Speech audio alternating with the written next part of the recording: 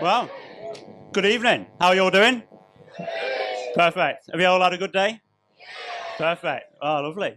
Well, I'll introduce Al and Jenny then. So at Outkit, we've had very lucky to be able to work with two wonderful people. Al is one of our Outketeers and Jenny is one of our Sonder riders. They've been working with us for years, and I work with them directly within the marketing team. I'm the coordinator for our Outketeers. And usually I'm just emailing away, hearing about all these amazing stories. Jenny's just been to Switzerland, riding our Evil, whilst I've been sat at the desk, looking at all the photos. Yeah, feel sorry for me, please. But yeah, so they've both done some amazing stuff. They've both ridden around the world, but in two very different ways.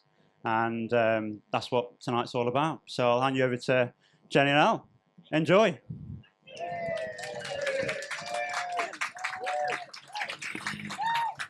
Oh, thanks so much. What a treat to be here tonight and to share stories with Al about our round the world adventures. I was really keen to get Al here and battle it out with him a bit because we've both been around the world on our bikes, but in very, very different ways. So I took 4 months to cycle around the world and Al took 4 years to ride around the world. And I am desperate to know what on earth he was doing all that time. And I want to tell Jenny everything she missed. Yeah, we're going to battle it out a bit tonight, aren't we, Al? Yeah, we're going to have a bit of a debate just to see actually what are the similarities, because I think there might actually be quite a few similarities in the things that we found out there, and also what are the complete differences of our around the world trips. And actually, after hearing Al's story or Al hearing mine, would we do it any differently? I wonder. Well, that's good. That's what we're going to try and find out tonight. We thought Jenny's very competitive, so she wanted to put an element of competition into this.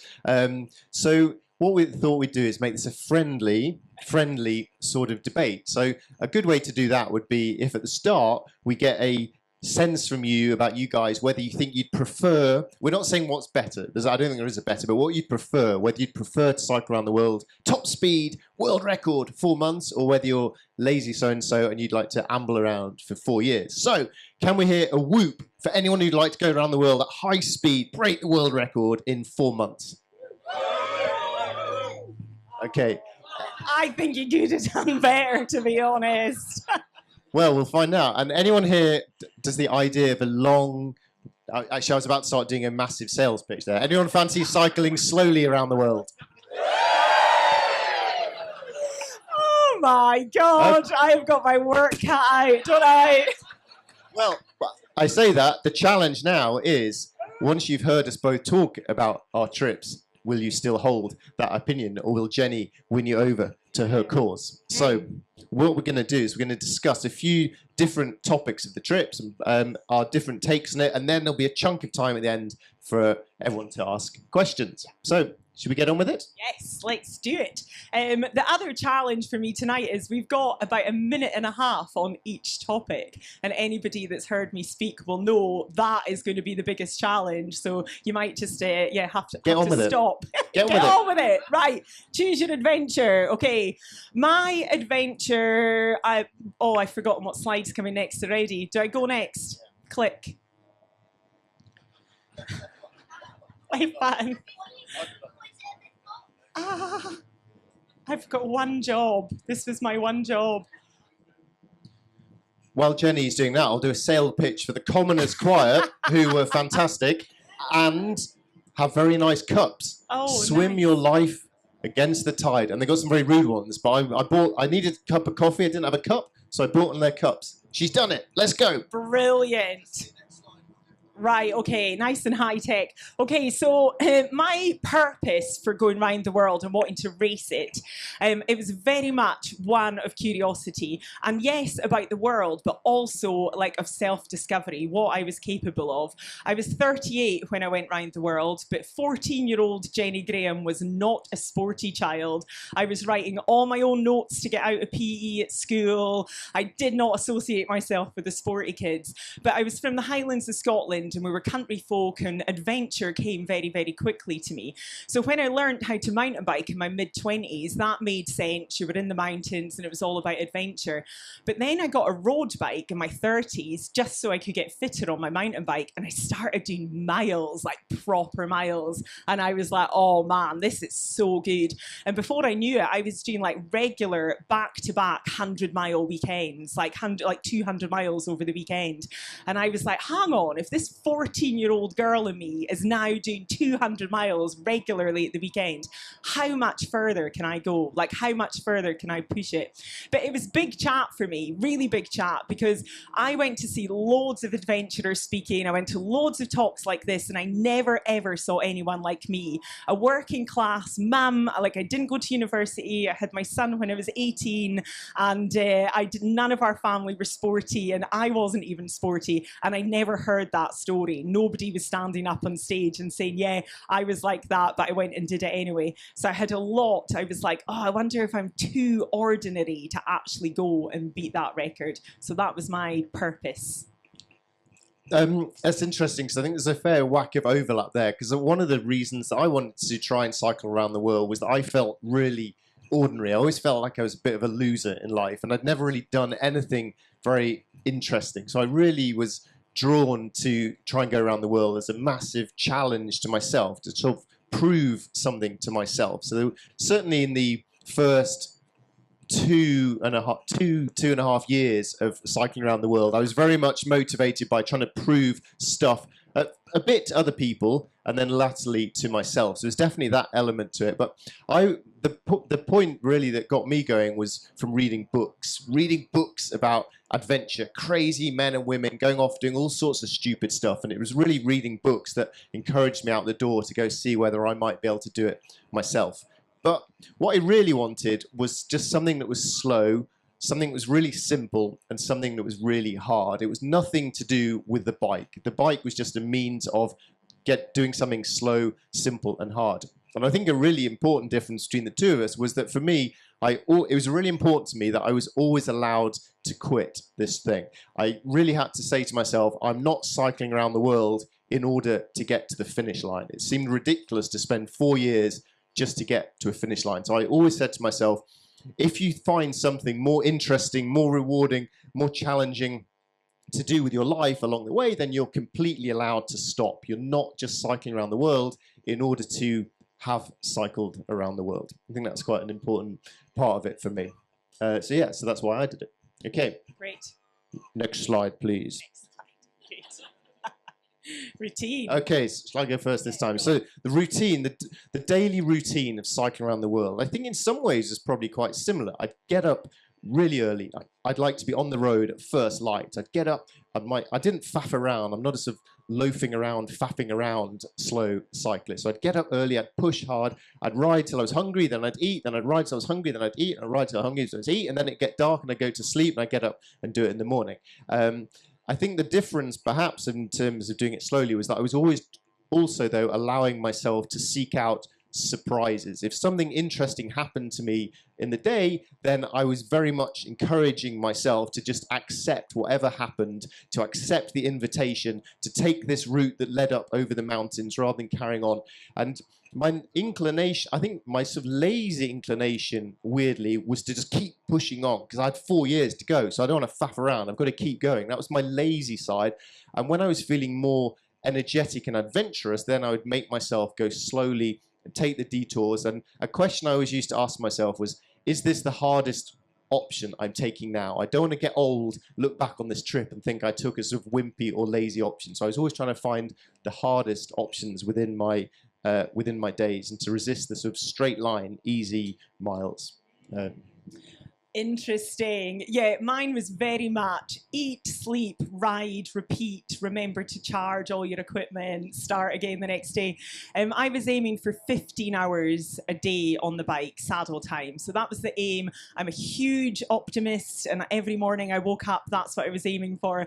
But I think I averaged like 13 and a half hours a day on the saddle throughout the whole world. But my shift was very different to Al. So I started for the the first week, I was like getting up at the crack of dawn and getting to bed at a decent time. I was sleeping for about 5 hours a night. But that soon changed. A week in, I fell into old habits, and I really, really enjoy riding at night. It's like so much quieter. You know, I was riding on busy, busy roads, especially for the first part going through Russia. So I just turned, like, rode more at night. I had the moon, the stars. It was just incredible. And that meant that I had long lies, well, what felt like long lies every morning, because the world was awake by the time I was crawling out of my bivvy bag, for sure.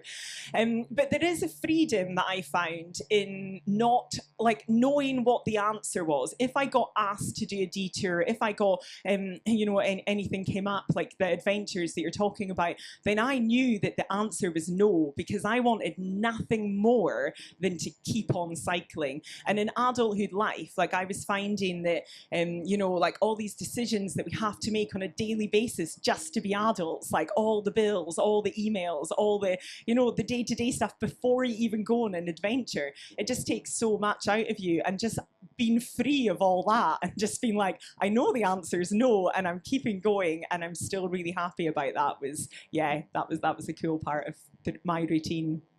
I think the sleep deprivation part of the high speed thing is the single worst aspect I think about.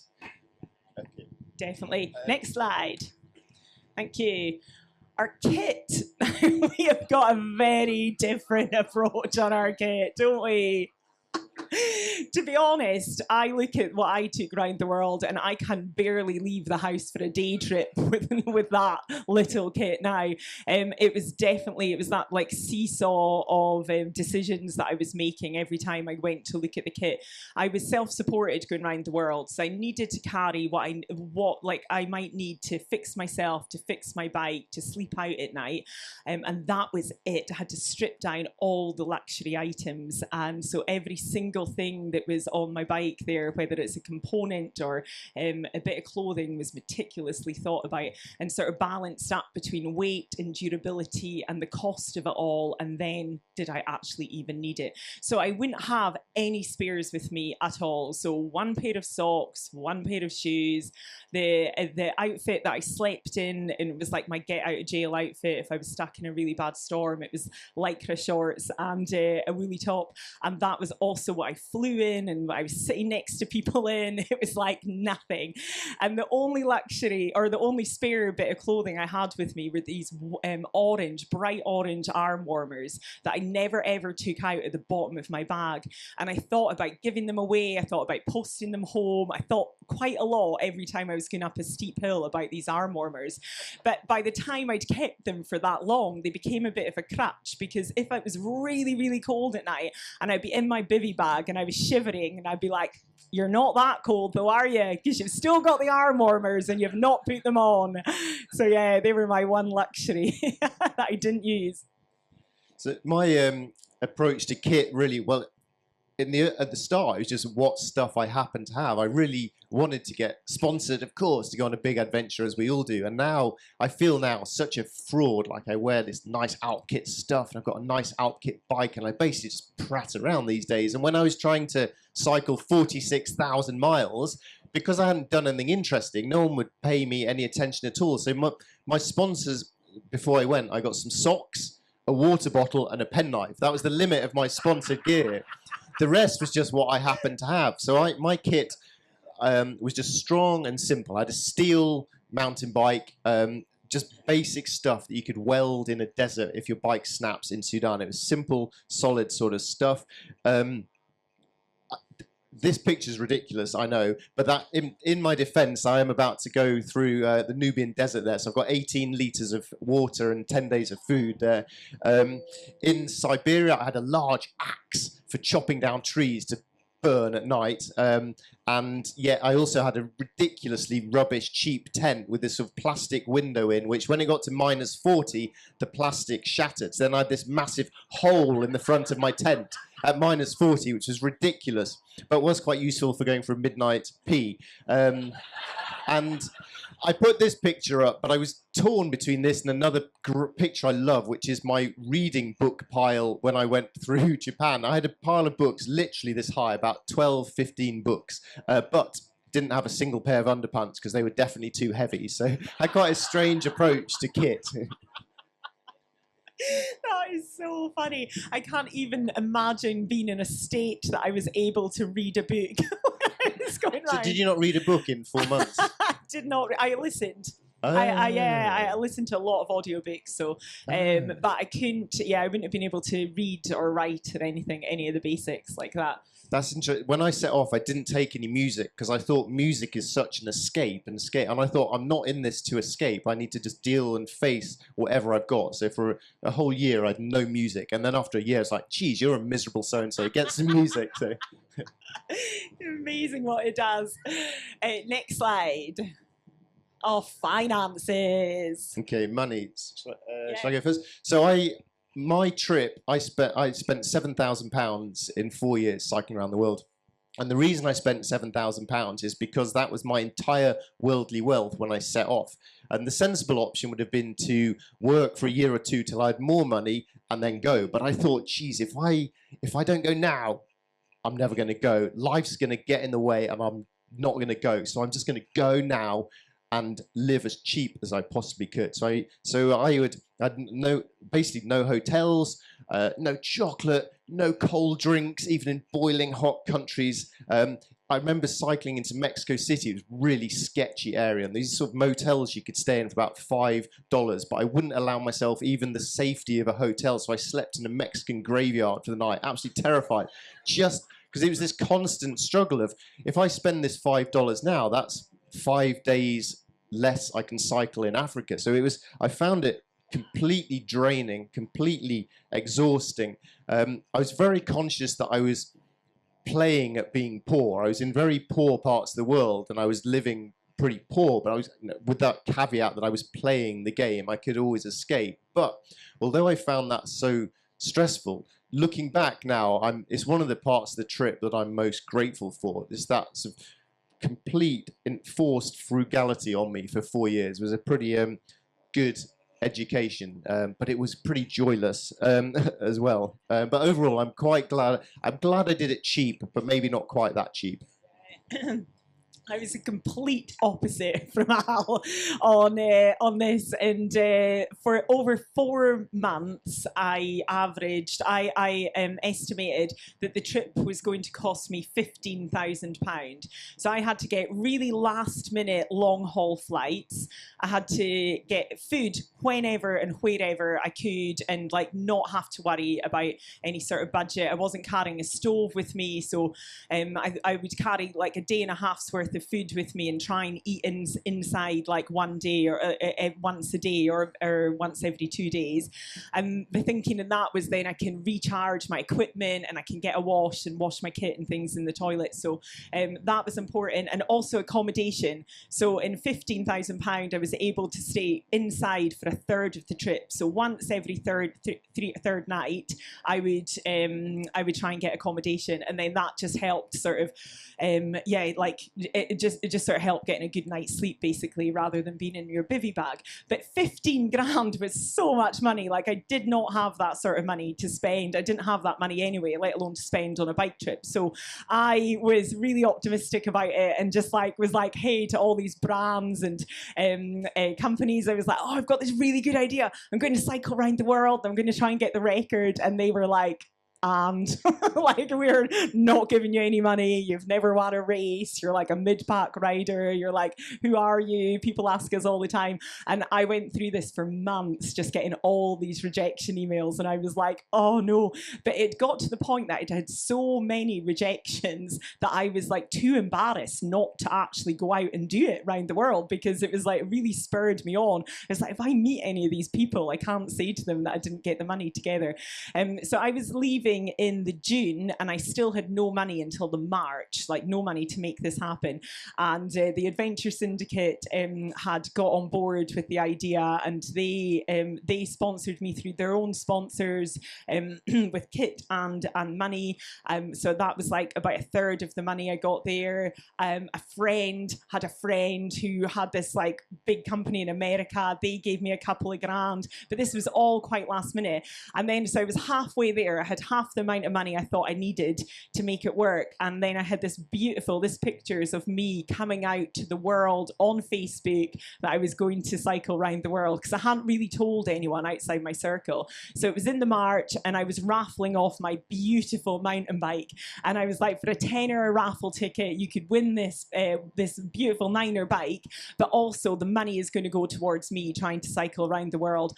And honestly, that raffling off that bike was the best thing I could have done, because as well as getting the money in for that I needed, I was getting all these messages of support, you know, all this encouragement. I mean, I'm not convinced that everyone thought I'd actually do it, but everyone loves a trier, don't they? And they're like, that's great. So yeah, it just sort of built momentum, and yeah, it made it a bit more of a community thing. And actually it did cost 15 grand and a lot of favours. And probably a bit like you're saying, how you're glad that you did it with so little. It's one of the reasons that I would never do a trip like that again, because it really disgusted me how much money I needed to spend to keep going that fast, like to make that flight. So, I mean, I could have done it a bit cheaper, possibly, if I had a support crew, like looking at the flights and booking them a bit, you know, a bit further in advance, but it would have been minimal. And I was just aware that I was riding through all these countries that had so much poverty, and what I was carrying on my bike would have fed the whole community for months and months and months. So yeah, it was definitely a one-time trip for that reason.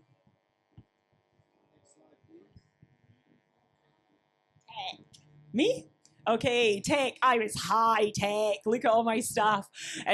So because this was a Guinness World Record attempt, I needed to collect so much evidence. So I had a GPS spot tracker, so you could log on to a website and see where I was in the world at any given time, updated every 10 minutes. My mum says she really misses me not having it now. She's like, it was the best time of my life. I could just wake up and see where you were. And then I had a GPS, a Garmin that had routes already downloaded on it, so I didn't have to make any decisions about where I was going once I started riding. Although I had forgotten to upload that Garmin until a couple of hours before I was leaving, and then I couldn't make it work, and I thought I'd have blown it all, but that's a different story. I had 2 cat eye computers on there, so that was like every time my wheel rotated, there was a magnet on it, and it would collect the miles that I was doing, and then I was keeping audio diaries, and I would save that for Guinness as well for evidence.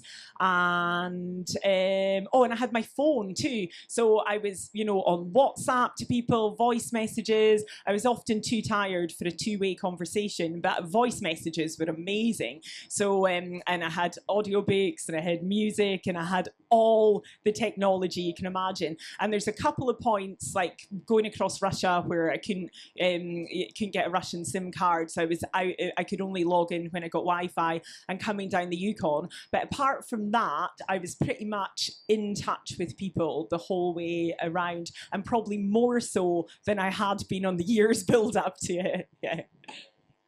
So my tech approach was very different, but that's partly because this was back in the dark old ages of a long time ago. But when I was thinking about this, the principles of the way I did it, I would love to still do today. I'm not sure I would dare, but I liked it. So I had paper maps to get around the world. I had 2 maps per continent, essentially. That's in Sudan there. That's 1 map for the top half of Africa, 1 map for the second half of Africa. I had to get into cities like Cairo, Los Angeles, Tokyo, Mexico City without any sort of map at all. I mean, now I put on my sat-nav to drive to the supermarket. I just cannot believe I could find my way into these hardcore, crazy cities like that.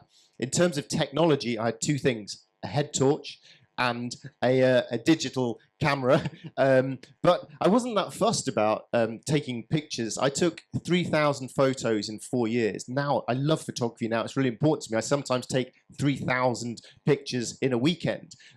My camera broke. I went through, so I had 6 months in Patagonia and the Andes, and I thought, I'm not that fussed. I just had 1 disposable camera, 36 shots for 6 months of South America. And now I think back, oh my goodness. But also I think it was wonderful. I'm not fussed about that. I'm just going to enjoy this where I am right now.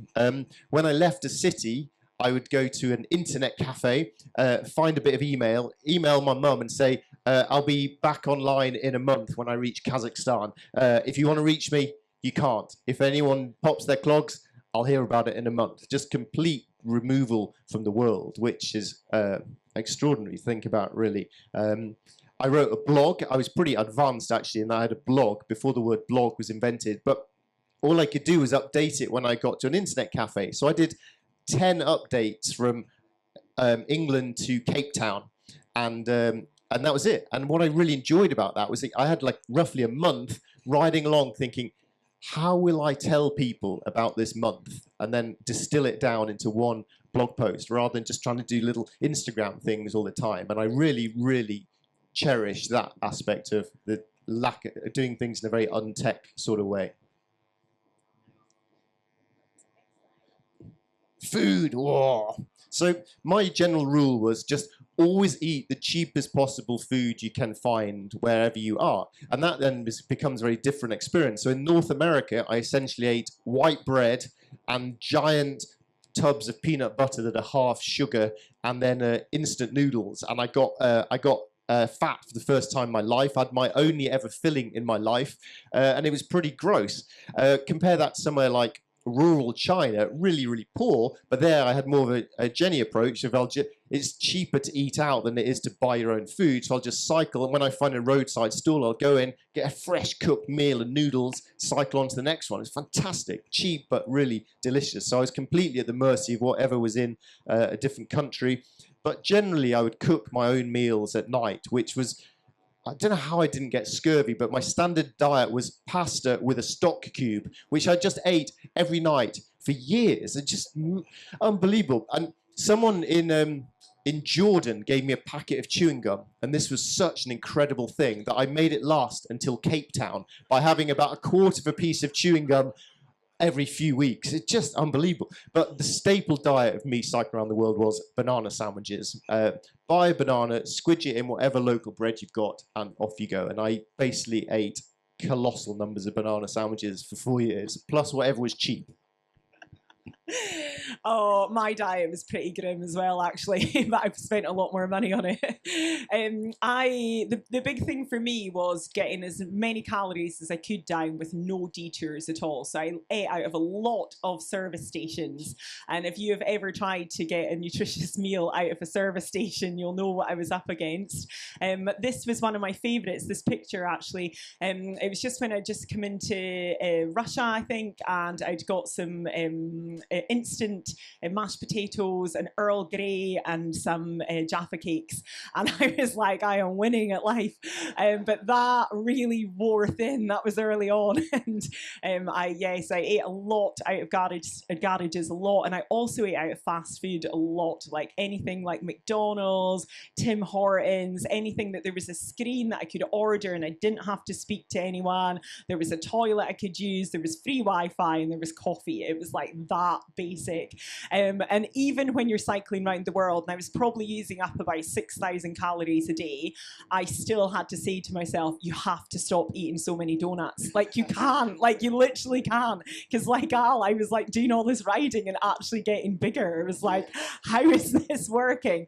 But I met, it was quite impressive I didn't get sick because of what I was eating. I met a nutritionalist, Dave McLeod, amazing climber from, lives up in Scotland, and he had just started studying nutrition at some point when I'd met him, and he asked me what I was eating, and he just looked at me blankly, and he was like, I would love to do some tests on you. Like, how have you survived on that and like kept going? But the meals that stand out to me, apart from this garage, is once in Mongolia, I got this beautiful stew with peppers, and it was for breakfast. It was like really, really lovely made stew.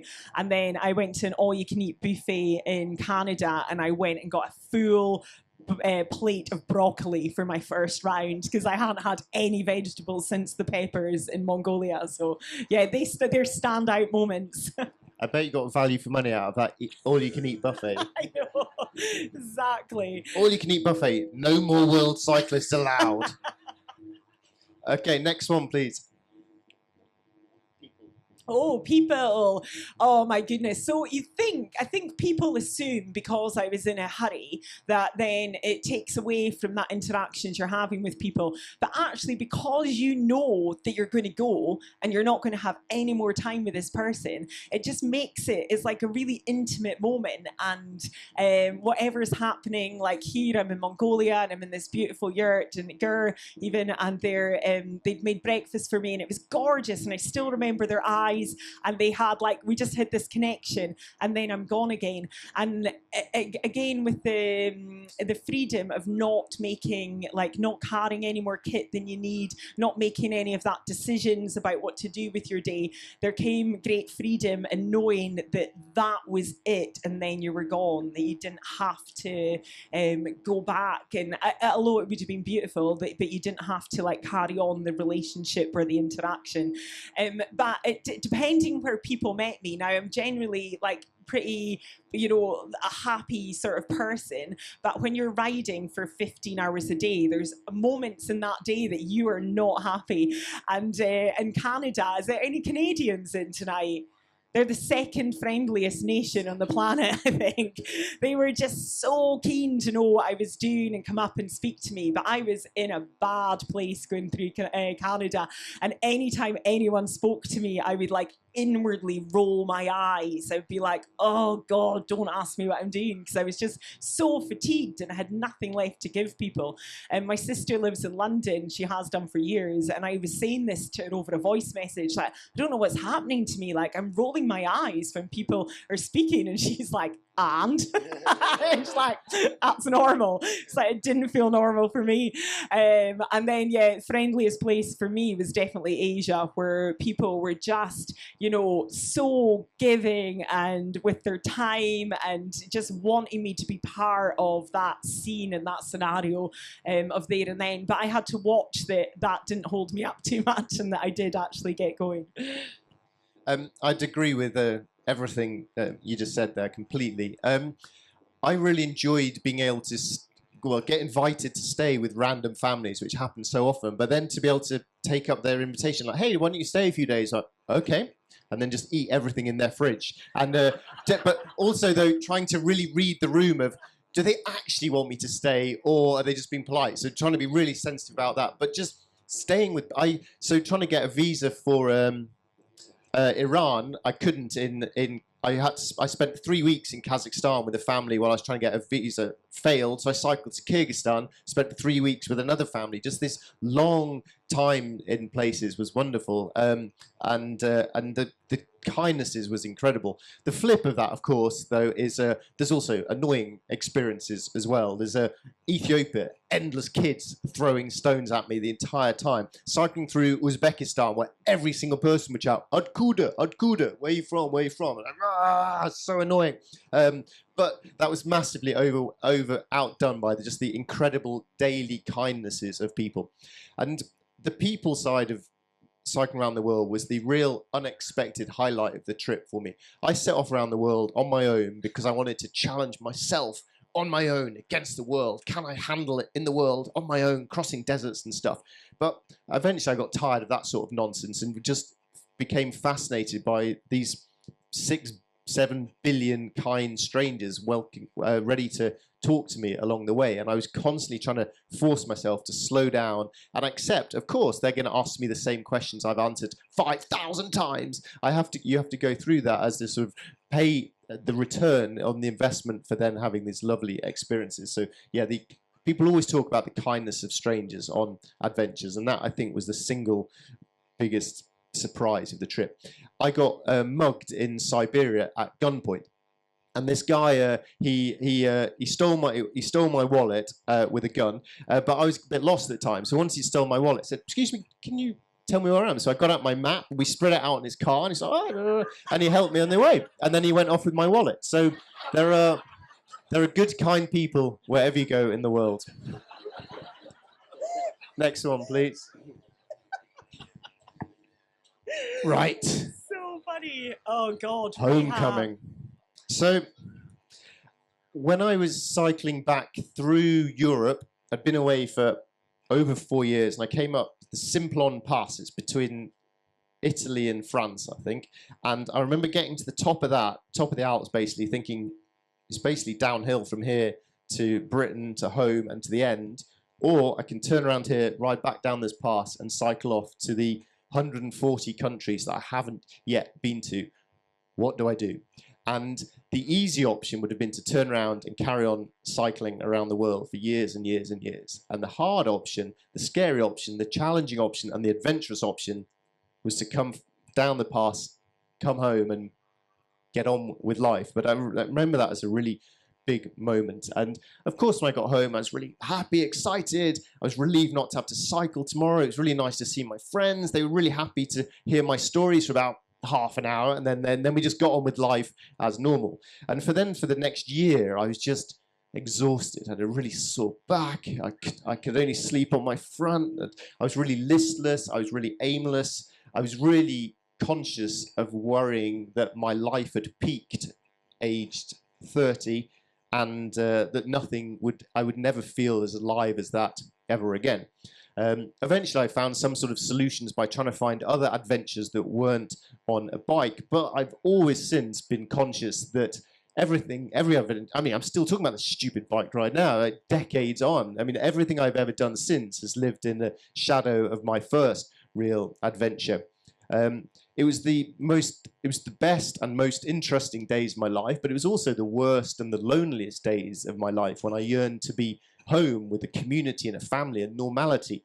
And now that I'm home with normality and the community and family, I spend half my time here just wishing I was out on the open road. And when I'm out on the open road, I just want to be here again. So I feel a lot of pride and satisfaction from having cycled around the world, but I'm not sure it was the route to setting me up to a happy life. An interesting one perhaps, but not necessarily a happy one. It's made me restless forever, I suspect. There's an old Chinese curse of may you live in interesting times. And I often think that about having done such a massive experience as this, that life after that can feel a bit complicated sometimes.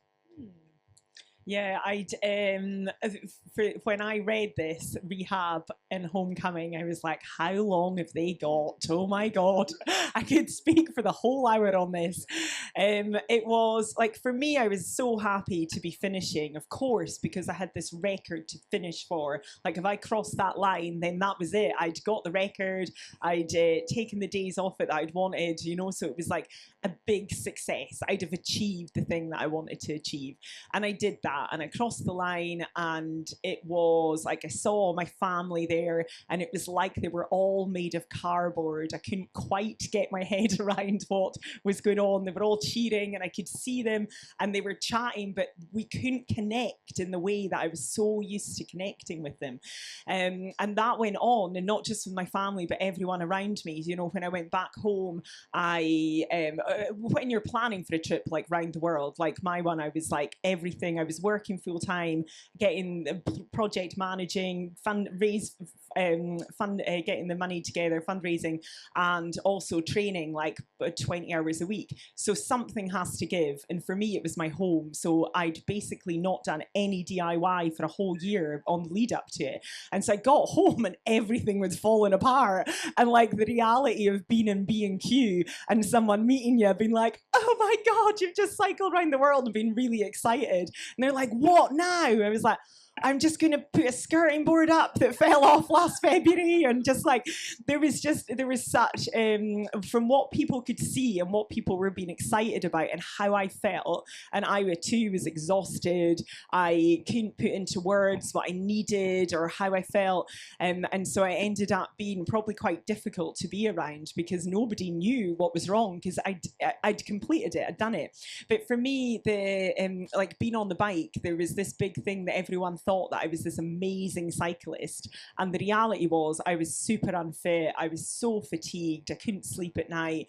I would get on my bike and something happened like with my nervous system that it was winter when I got back, so the roads would have been wet, but these roads that I trained on for winter upon winter, I was now sitting at the top of them on my road bike, too scared to ride down them. I was like, oh my God, I'm going to fall off. And I was getting off my bike and walking down, and then I'd get to the bottom and somebody would tell me how amazing I was because I'd just ridden around the world, and I was like, I can't cycle down that hill.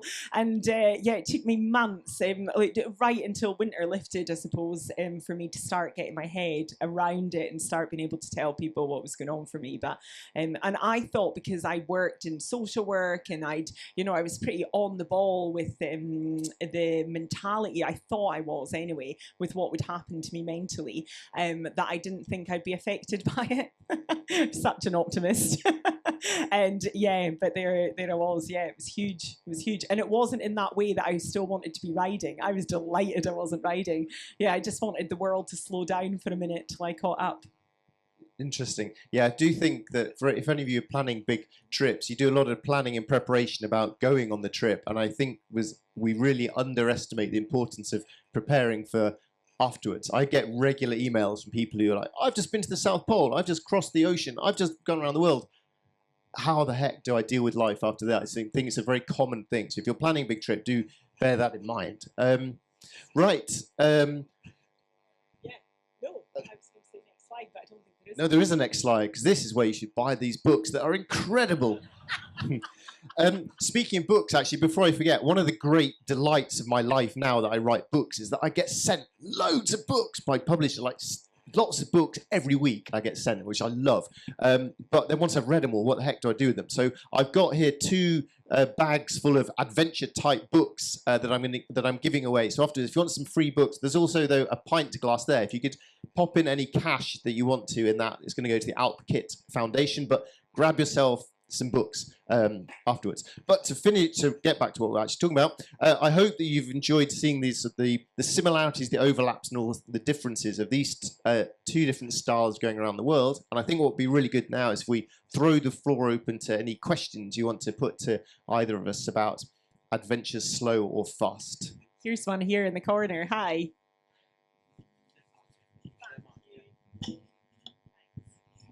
Thank you so much for sharing your stories. I really enjoyed the contrast of both of them. Do you want to tell me? We'll just repeat your question.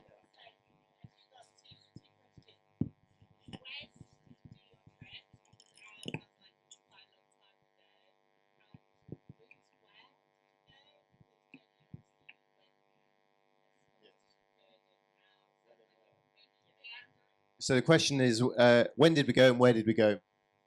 Thank you. So because mine was a Guinness World Record attempt, they gave me the structure that I needed. So I had to cycle for 18,000 miles. My total trip distance had to be the same as the circumference of the planet. So like 24,900-ish. And I had to keep going easterly or westerly and pass through opposite points on the planet. So I went from Central Europe all the way across to Russia, and then turned right at Lake Baikal and down through Mongolia and China, and then all the way, like, I was going easterly, so west to east across Australia, south to north of New Zealand, and then Alaska across to Halifax, and then back through Europe. And that was in 2018, so 5 years ago. Facebook keeps telling me, right now I am mid-Canada. Go me! So I set off in August 2001, planning to go cycle through sunny Afghanistan. I was looking forward to that. And then 2 weeks later, the September 11th attacks happened, and Afghanistan didn't seem such a good idea. I'd done all my planning, all my prep, all my visas. I had a visa for Iran to cycle to Australia. Instead, I got to Istanbul and had to re-plan everything. I turned right, cycled through the Middle East, down Africa to Cape Town, South Africa, crossed the Atlantic Ocean on a sailing boat, and then cycled from Ushuaia, bottom of Patagonia, up to northern Alaska, crossed the Pacific on a boat, and then cycled from northeastern Siberia through Russia, Japan, China, Central Asia, and Europe back home. So I did 46,000 miles in 4 and a bit years, a long time ago.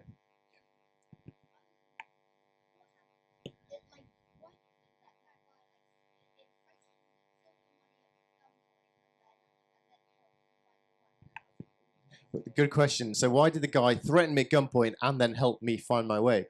I suspect, well, he threatened me at gunpoint because he wanted money and I had money. There's probably better ways to get money than stealing it from people with a gun. And then he helped me because I guess even robbers are kind of normal people, and pretty much everyone I met in Russia was ridiculously kind and helpful. So I think you can have a bit of good in you and a bit of bad in you. You can be a good boy and a naughty boy in the same day.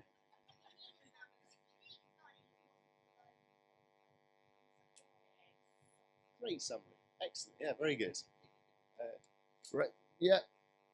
Shall I just call them out, Samuel, to save you running around? You in the green, yeah. Oh, lovely. Did we stay in contact with anyone that we met along the way? Only through social media for me. Made lots and lots of new Facebook friends, but not necessarily keeping in touch. But I do think about some of them, especially the ones in Eastern Russia that I met, and just wonder what life is like for them at the moment. But yeah, no. I think I'm pretty similar on that as well. Hi, up the back there.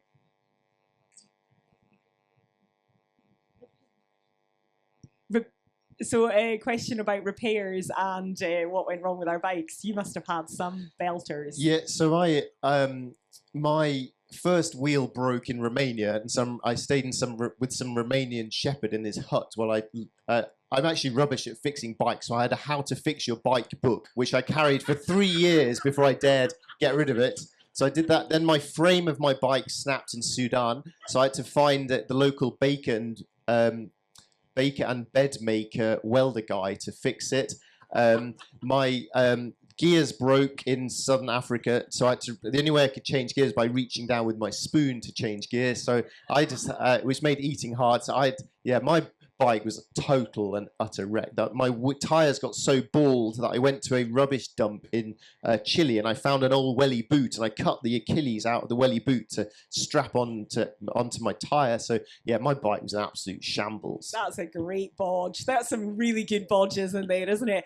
I'm an absolute bodger when it comes to bike mechanics, and I can ride a broken bike for a really long time, and I think it's an underestimated skill. Like, people that get too caught up in being particular about how their bike feels.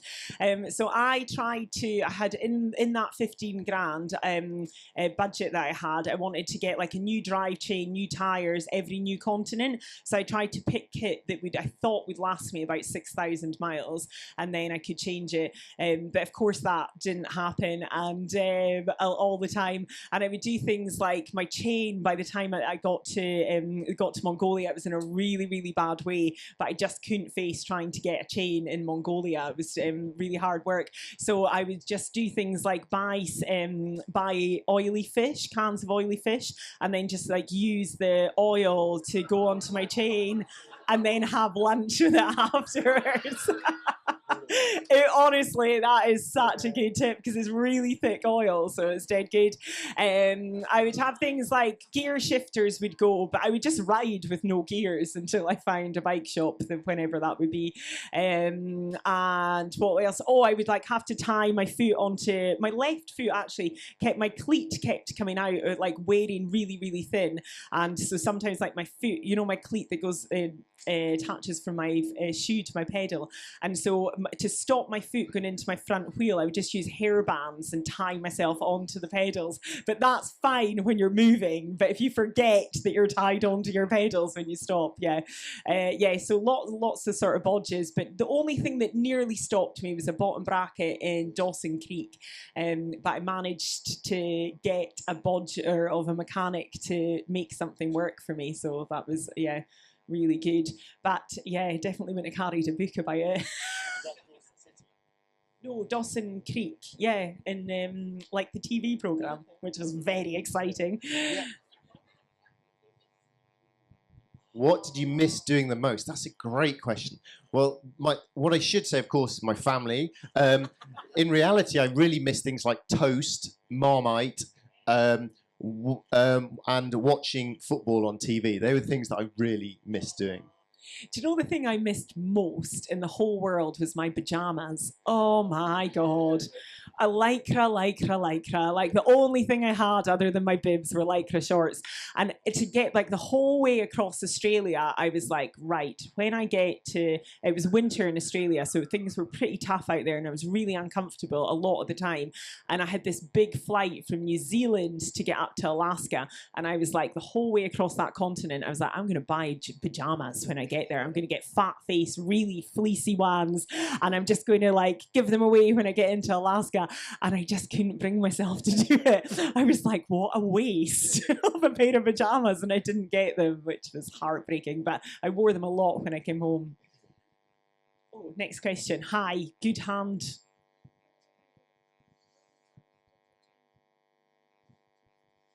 Oh, how many punctures and how many chains? I had 27 punctures in 4 months and I went through 8 chains. But I never had to, I didn't have any broken chains. I just replaced them. I once had 15 punctures in one day in the mountains in Peru. And the problem is when you just have to buy replacement stuff wherever you are. And if you get good equipment, Alpkit, fantastic quality gear at reasonable prices, then it lasts for ages. If you have to buy absolute rubbish from some little market in Peru, then you're going to get a lot of punctures. And phew, that was I taught myself some new words that day, I can tell you. Hi. Sorry. So apart from me, the weirdest thing we saw apart from ourselves, weirdest. Have you got a weirdest that springs to mind? I'm not sure I've ever been asked that question, which is, oof, you flummoxed me. Weirdest. I mean, I'll tell you what is weird is you become weird. So I was really interested to go cycle to far off exotic countries, to go and see these far off exotic people living their far off exotic lives. And when you get there, they're just a bunch of normal people living their normal lives in their normal language, eating their normal food, and you are suddenly the exotic weird person. And I found that really fascinating, was how weird I became just by going out of my normal into other parts of the world, to the point where people just stare at me in astonishment, or kids would run away terrified and cry when they saw me, or people would sort of just pull my big nose and things because I was just so weird. So that's a cop-out answer, but I really did notice that just you go far enough away, then you yourself become weird. Yeah, I'll just piggyback on that one. Favourites when I got to Asia were women coming up and feeling my thighs. They would be like that and feel them and then be like, ooh, and then tell their mates what they thought of them. Like, I love to know what you're saying there. Yeah, lady there.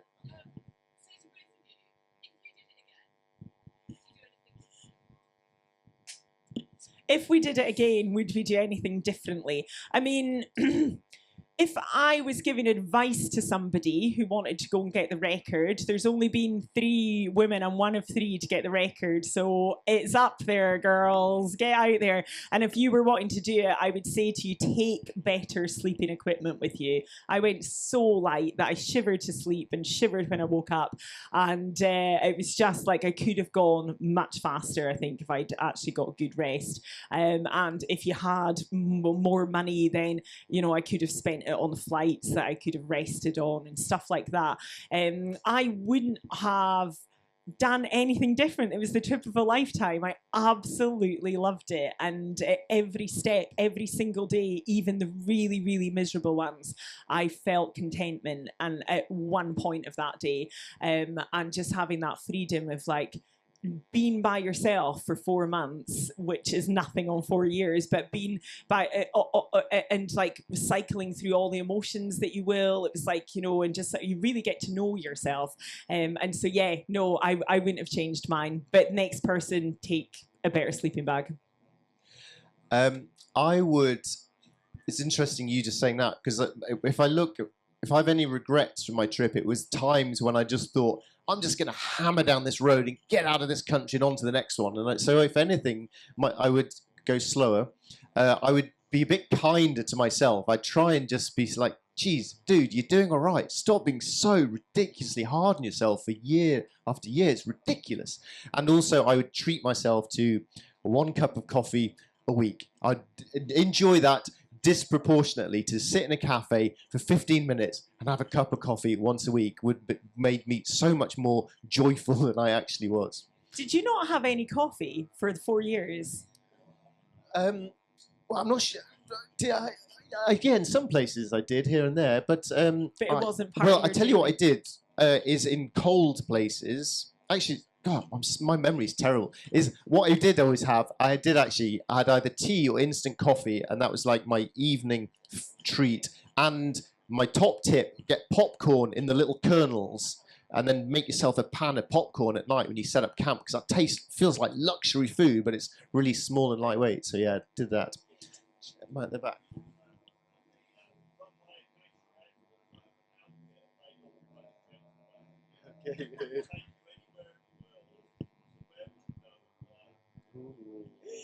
So Alpkit have laid on private jets in Manchester for us. Oh, can we make it train so there's no we don't have to battle with ourselves here?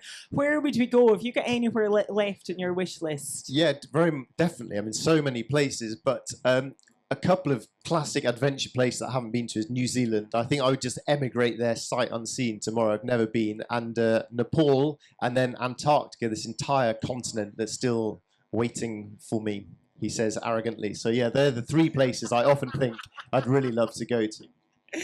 Yeah, and for me, again, like the mountains, the Himalayas, just spending time out there, and South America. I went to Colombia a couple of years ago, and it was like my first sort of taste of South America, and Africa as well, and the Eastern Bloc. You know, I'd love to go through Iran, and yeah, so lots of places. But I'm very, very drawn to mountains as much as I appreciate the plains of the world, and the seas and all everything that there is to offer. I'm definitely at home in the mountains, so that's where I'd go. Someone right at the back. I can only see your hand. No, sorry, but go on then, and then we'll do the hand person. Oh, I see your head now. That's all right. We'll do the tea cozy hat lady, and then the disembodied hand next.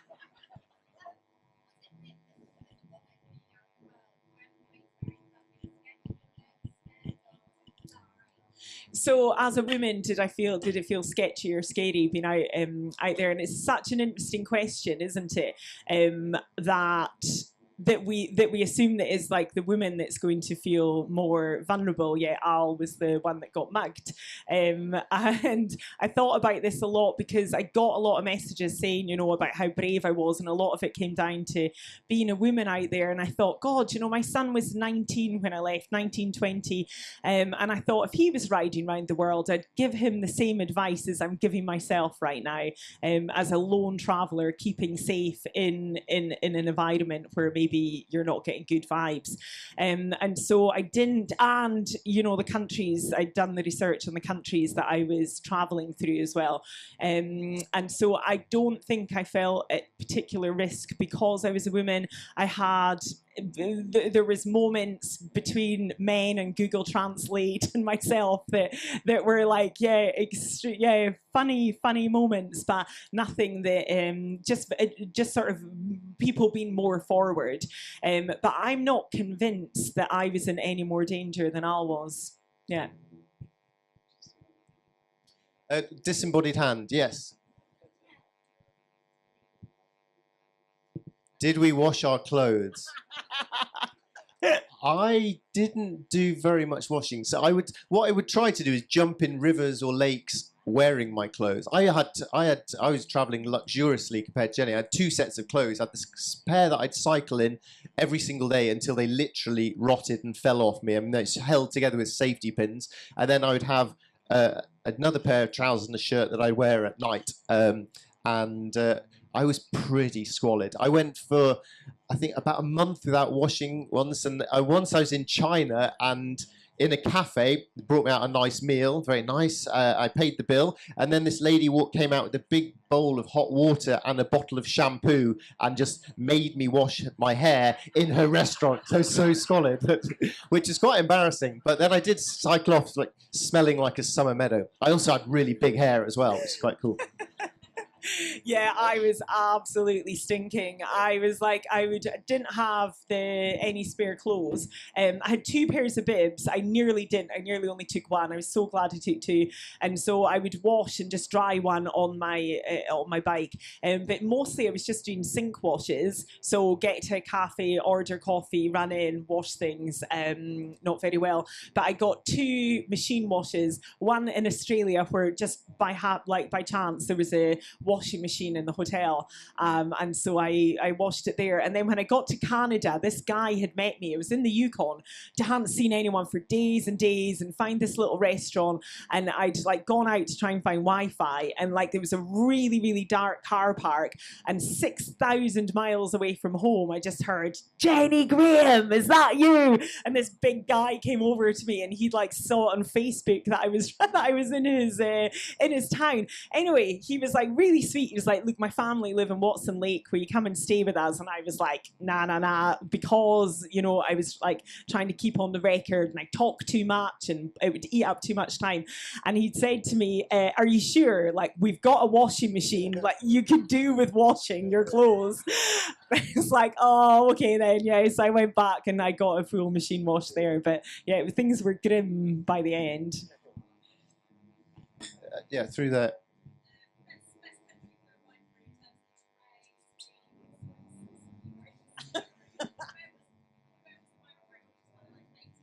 I like serenity. Yeah, where was the best country? For me, it was Mongolia, like Siberia, Mongolia, and into China. Like Al was saying, just that the culture, the landscape, the way that people like welcome you, and it was so different than anywhere that I'd ever been. Yeah, it was amazing. I like that you said best country for scenery, because you need to specify what category of best country, because there's so many different ones. So specifically best country for scenery, I might choose Kyrgyzstan. That was pretty spectacular. Hi.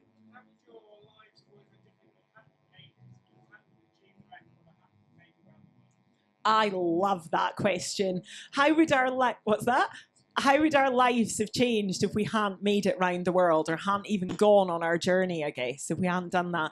And the bit at the end of my book, actually, I sort of reflect on my time, like what makes me happy and how I got to round the world. And I think it's probably easy for me to say now because I have done it and life has changed for me. But I like to think the way that I was living my life beforehand made me really happy. Like I was really happy before I set out around the world. And so I think I would still be working in social work, working in the outdoors, still a fanatic about being out in wild places. But I maybe wouldn't have the opportunities that I've got now to do the stuff I'm doing.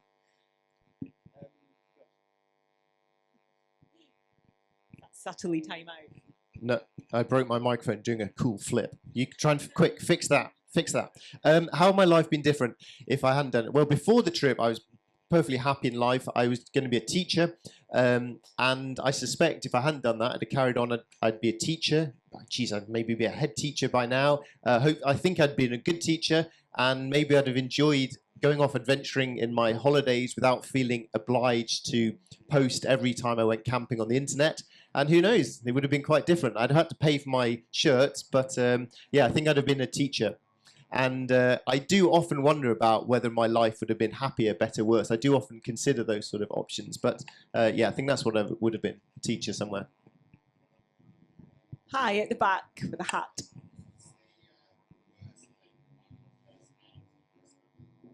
Oh, that's so good. On you go, Al. Okay.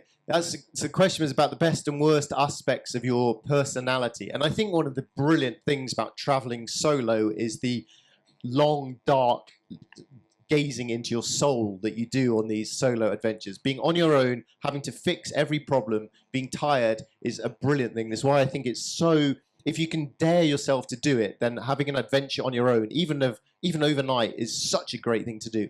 I learned on the trip that I was not as heroic and brave and amazing as I thought I was, But equally, nor was I as weak and pathetic and lazy as I thought I was. I think I came out of it with a more moderate view of myself. It taught me to be far more self-confident and self-contained in many ways. But it also was a really, really good defender against me ever thinking that I was some sort of amazing superstar person, because I spent a lot of time thinking, geez, you're a ridiculous, pathetic loser. So, and I think it's good to bear that in mind as well. So somewhere in the middle, I think. I love that question, because you do just learn so much. Like, I used to be riding along, and just like riding along, and I'd sort of notice what mood I was in, and I'd be angry, or maybe I'd be sad, and I would be like, I just feel like crying, and I'd be saying to myself, well, just cry then. Like, if you want to cry, cry. And then I'd like have a wee moment, and I'd be like, oh, well, that's that. And then, but I did think, I was like, God, how much do we contain ourselves in everyday lives? Like, I had these like amazing highs that every time the moon came up, oh my God, I would just be like in my element, and I'd literally feel the endorphins. And then like I would come crashing down the next minute because of, whatever had happened on the road. And it definitely gave me a sense of like, how much we have to contain ourselves in everyday life to fit in with other people in society. I think what I learned was that, I'm really determined, like just getting to the start line of that must have taken a lot that I didn't necessarily know that I had in me. And I think the bad bits of my personality maybe was like the highs and lows, like the moods, like recognizing that I do dip down, that I do need to sort of recognize when I feel like that, and how that could be annoying to be around for other people if it was annoying for me. Probably that. Look for anyone who hasn't asked a question yet. I think we're probably drawing to a go on then. Go.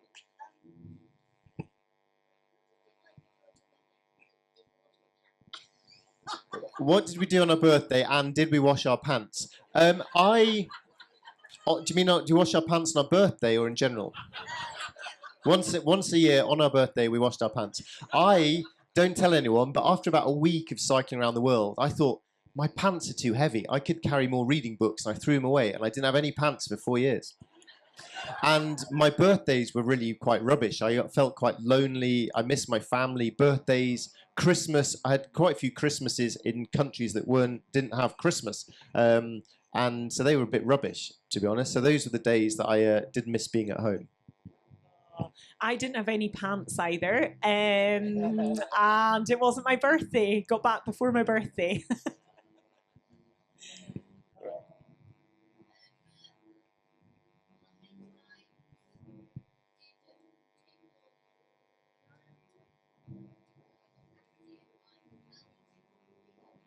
So I couldn't quite hear that. How many times did people help you? People helped me more than once a day, every single day. People I'd never met in the world gave me water every single day, gave me directions every single day for years. People in countries all over the world were kind and helpful to me every single day. Yeah, and I was the same. Being a lone traveller on a bike, riding into community or like riding into, like someone's town, then it just makes people curious and they want to know how they can help you. So I was the same, lots and lots. Have we come to an end, I think? I think before we actually wrap up, though, I know Sam is dying to get over here. Before we give it to Sam, I think we need to have another vote. Have I done enough to convince you that riding around the world in a record-breaking time might be a bit more fulfilling than moseying on through years and years of your life with no particular purpose? That was really harsh. Sorry, I didn't know that was going to come out. So what do we think? Another cheer. Let's go for Al's way first. A tour to tour.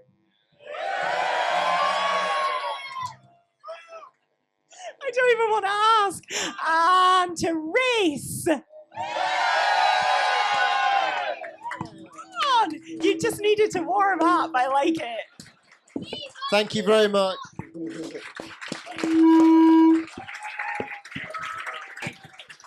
Al and Jenny, everyone. One more round of applause. Woo! That was fab. Thank you guys so much.